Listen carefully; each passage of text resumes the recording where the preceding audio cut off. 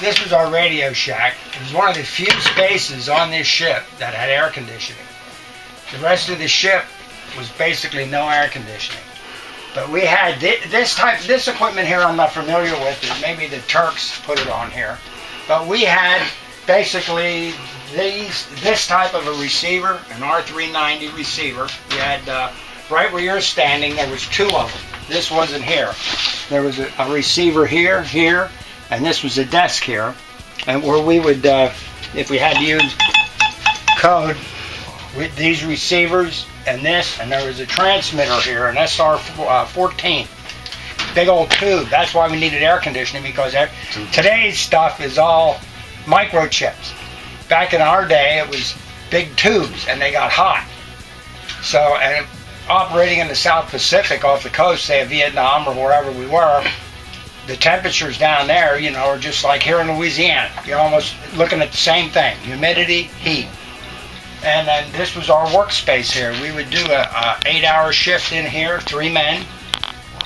And then after you were done with that, then you do something else. There was no work 8 hours. Our work day was basically 24 hours.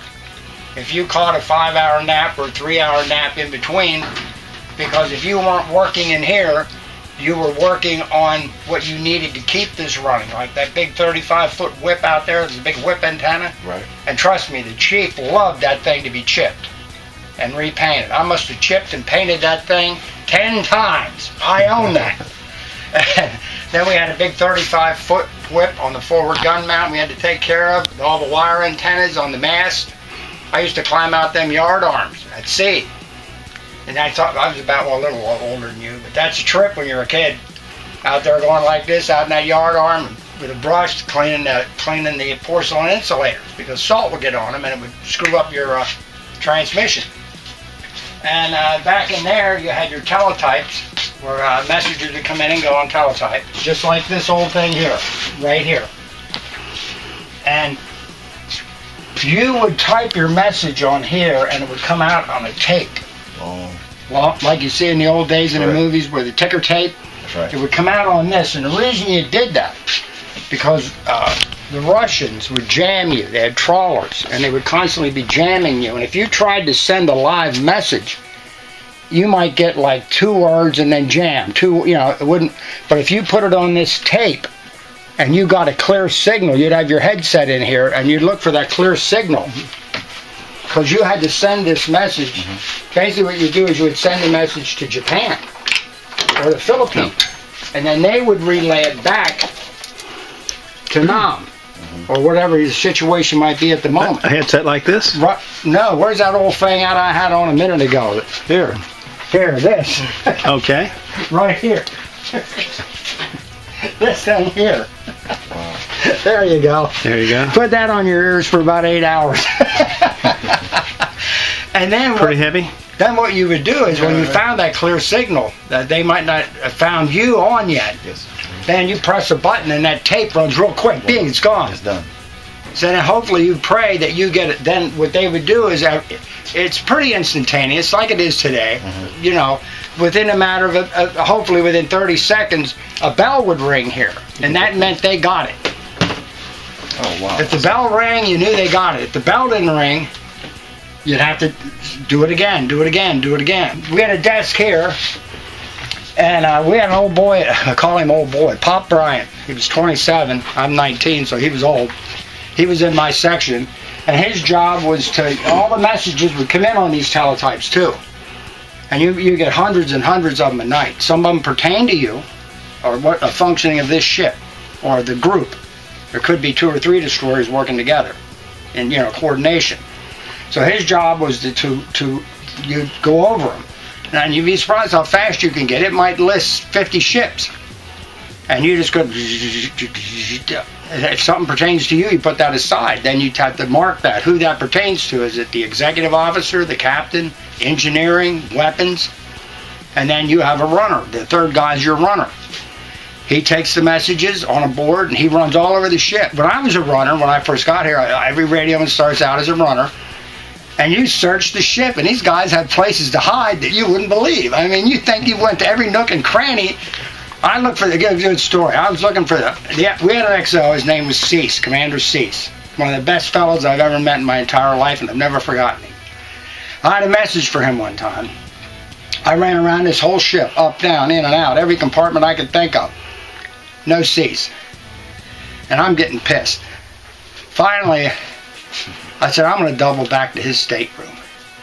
There he's sitting, and before I even knocked on the door, he said, hey, you found the old son of a bitch, didn't you?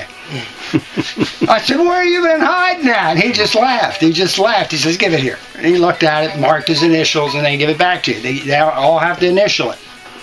And that way, that everybody that's supposed to have seen it saw it. And that's just the way the game worked, you know.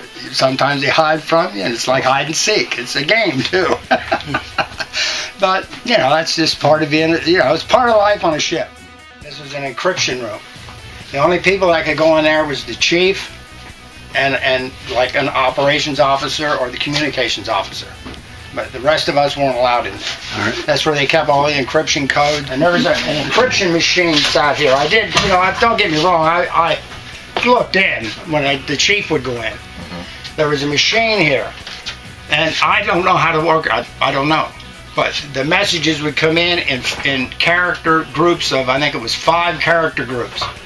And they would be like X, A, or Z, B, and each one of them meant something.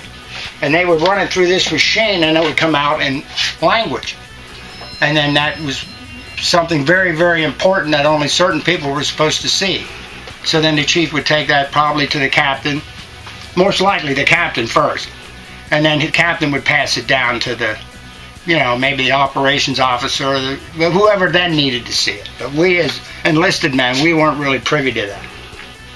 And then there was a machine here that sat right here. And this was the one that drove you crazy. It sat right here.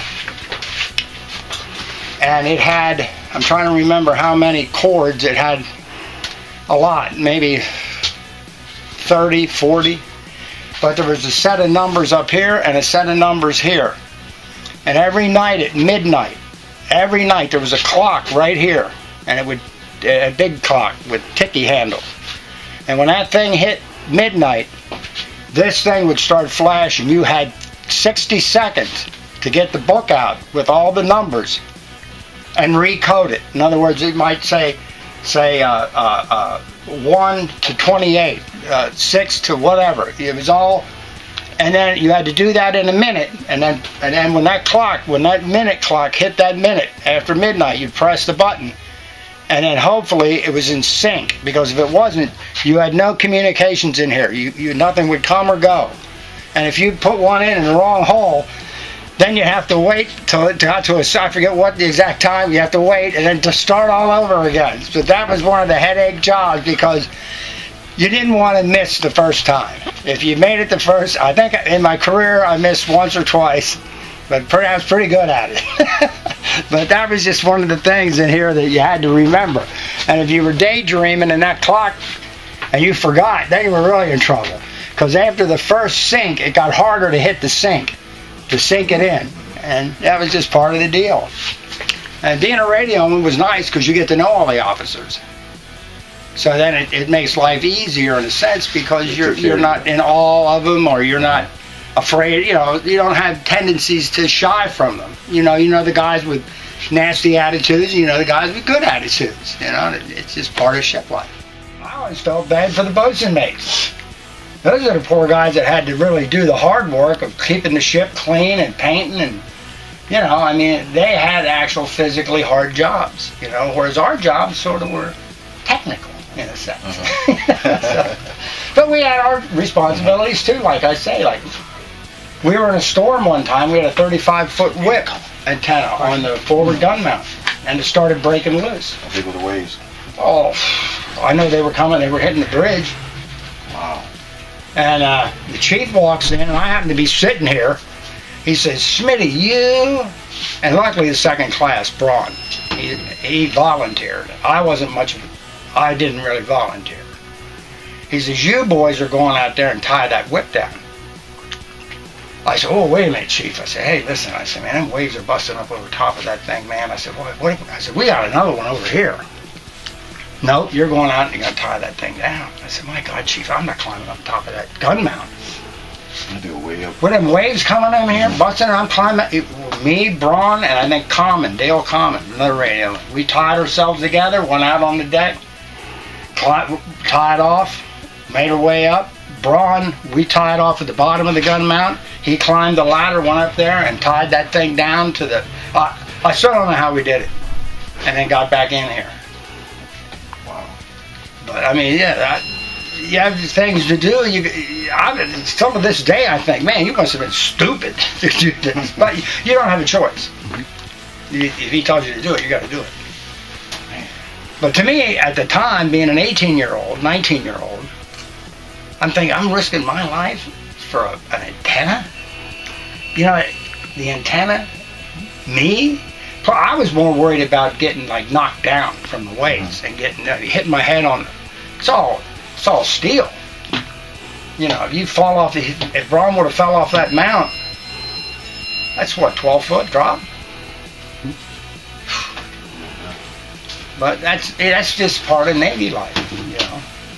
I used to climb out on them yard arms at sea to clean the porcelain insulators with a wire brush, but I got a kick out of that. You know, you put the belt on, hook it to the thing, sitting out there, and the ship's going like this and up and down like this, and you're like, whoa, this is cool, you know. That would have been scary. But anyway, it's life in the Navy.